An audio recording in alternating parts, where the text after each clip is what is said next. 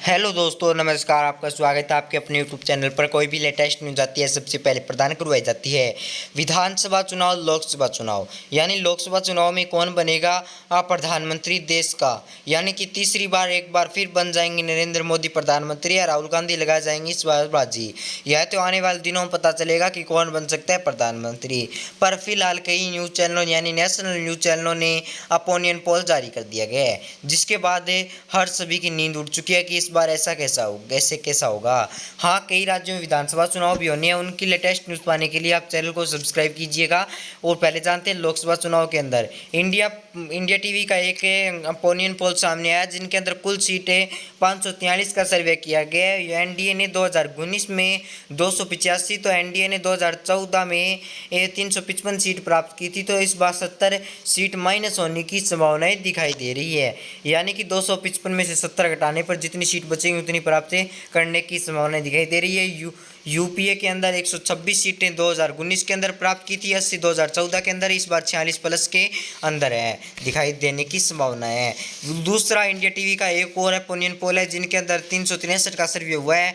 NDA 221, UPA 62, अन्य के खाते में 80 सीट जाने की संभावना दिखाई दे रही है। पंजाब के अंदर 13 सीट है, 13 में से 9 कांग्रेस और अकाली दल 3 सीट और आपके खाते में 1 सीट जाने की संभावना दिखाई दे रही है। हरियाणा के अंदर 10 सीटों का राज्य है, इनके अंदर 1 कांग्रेस को, 9 कांग्रेस को और 1 बीजेपी को जाने की संभावना दिखाई दे रही है। वही पहले बात करें पूरे देश में कांग्रेस को, तो कांग्रेस को रिपब्लिक के हिसाब से 128 सीटें मिल सकती है। रिपब्लिक भारत जान की बात है, हाँ, इनको 124 सीटें का अनुमान लगाया गया है। और न्यूज़ नेशनल ने 118 से 126 सीटों का अनुमान लगाया कांग्रेस को। और टाइम्स नाउ वीएमआर ने 42 सीटों का अनुमान लगाया कि कांग्रेस 142 सीटें प्राप्त कर सकती है। इंडिया न्यूज़ पोस्ट इन्होंने 118 सीटों का अनुमान लगाया कि कांग्रेस 118 सीट प्राप्त कर सकती है। न्यूज़ एक्स 164 सीटों का अनुमान लगाया। और एपीपी नेशनल न्यूज़ ने 150 सीटों का अनुमान लगाया कि कांग्रेस 150 सीट प्राप्त कर सकती है। इंडिया टुडे इन्होंने स्वतंत्र से 108 के सीटों के मध्य अनुमान लगाया है। इसके बाद आता है न्यूज़ 24 ने 91 सीटों का अनुमान लगाया गया है। वहीं बात करें बीजेपी की, तो बीजेपी के रिपब्लिक ने 287 सीटों का अनुमान लगाया है।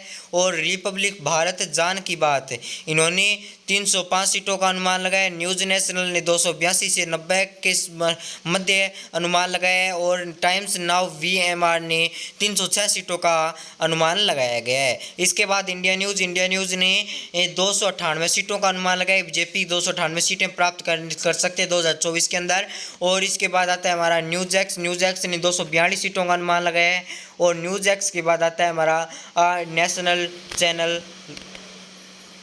हाँ, इसके बाद आता है एपीपी न्यूज़ का अनुमान लगाया गया है कि इस बार 277 सीट बीजेपी प्राप्त कर सकती है। यानी कि अनुमान लगाया जा रहा है कि बीजेपी एपीपी न्यूज़ के हिसाब से, यानी एपीपी न्यूज़ नेशनल, इन्होंने अनुमान लगाया है कि 277 सीट इस बार बीजेपी प्राप्त कर सकती है। इंडिया टुडे ने अनुमान लगाया कि 239 से 268 सीट प्राप्त कर सकती है। न्यूज़ 24 ने अनुमान लगाया कि 336 सीट इस बार बीजेपी प्राप्त कर सकती है। आपके हिसाब से बता दें कि देश का मंत्री कौन बन सकता है, और आपके हिसाब से ओपिनियन पोल सही है या गलत है, आप कमेंट में जरूर बता दीजिए। नेशनल न्यूज़ चैनलों का अनुमान लगाया गया। धन्यवाद। जय हिंद, वंदे मातरम।